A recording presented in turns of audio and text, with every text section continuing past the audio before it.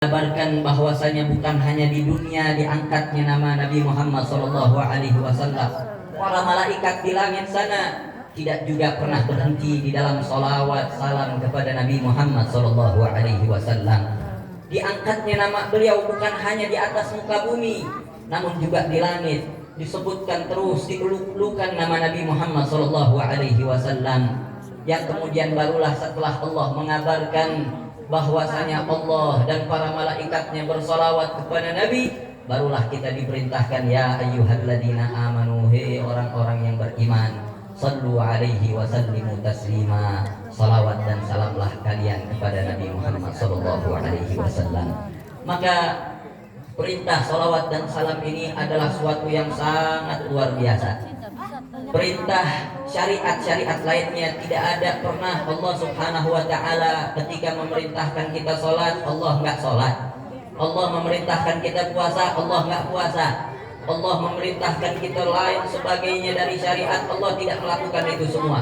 Namun ketika sholawat, Allah dahulukan mengabarkan kepada kita bahwa Allah lah yang terlebih dahulu bersolawat kepada Nabi Muhammad SAW, di mana ini menjadi isyarat dari Allah Subhanahu wa ta'ala bahwa salawat yang kita ucapkan itu tidaklah adalah sesuatu yang dibutuhkan oleh Nabi Muhammad SAW.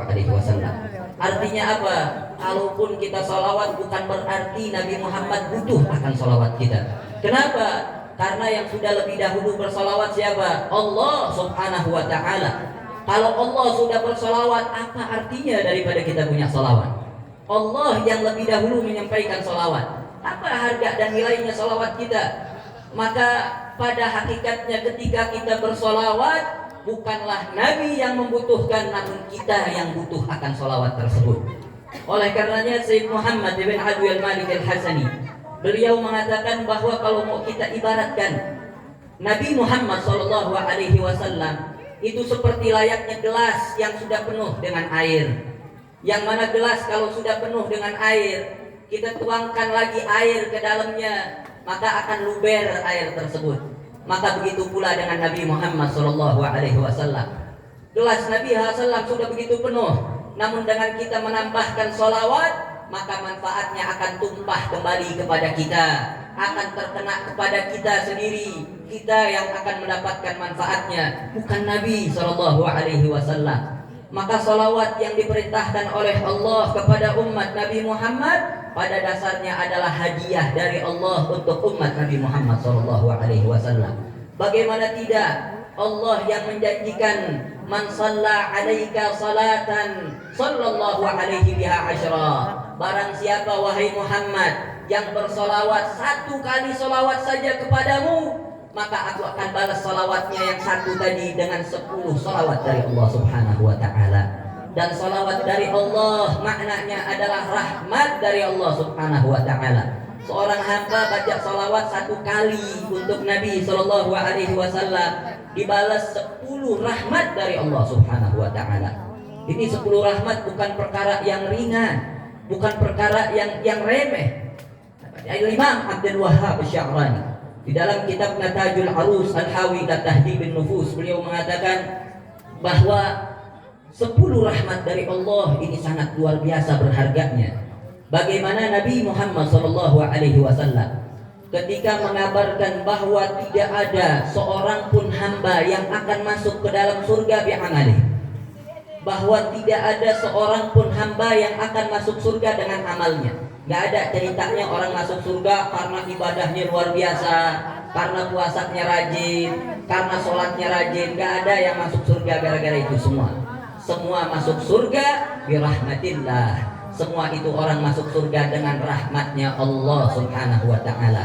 Siapapun dia, segetol apapun ibadahnya, kalau gak dapat rahmat dari Allah, gak bakal masuk surga orang tersebut.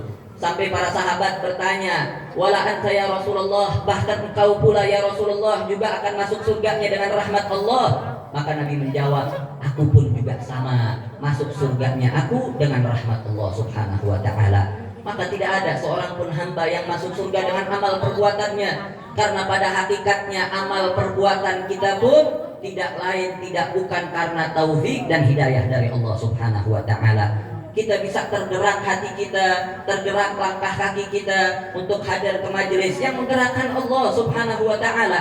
Kita untuk bisa sholat, sujud, ruku kepada Allah, yang gerakin kita siapa? Allah Subhanahu wa taala. Pada hakikatnya itu semua Allah yang memudahkan. Pada hakikatnya itu semua adalah rahmat dari Allah Subhanahu wa taala. Maka tidak ada satupun makhluk yang akan menginjakkan kakinya ke dalam surga kecuali karena rahmat Allah Subhanahu wa taala. Maka Al-Imam Asy-Sya'rani mengatakan, bayangkan satu rahmat dari Allah Subhanahu wa taala saja sudah bisa menjadi kunci masuk surganya seorang mukmin. Maka bayangkan bagaimana dengan 10 rahmat dari Allah Subhanahu wa taala. Satu rahmat saja sudah bisa menjadi tiket masuk surganya seseorang. Maka bagaimana 10 rahmat dari Allah? Ini jika hanya satu solawat yang kita ucapkan. Bagaimana dengan 100 solawat? Bagaimana dengan 1000 solawat yang kita hanturkan kepada Nabi Muhammad SAW? Maka ini hadiah luar biasa dari Allah Subhanahu wa taala. Allah yang langsung membalas daripada salawat tersebut. Bahkan Nabi SAW juga bersabda, "Haitsuma kuntum fasallu alayya fa inna salatakum tablughuni." Nabi SAW bersabda, "Haitsuma kuntum, dimanapun dan kapanpun kalian, fasallu alayya, salawatlah kalian kepadaku, fa inna salatakum tablughuni, karena sesungguhnya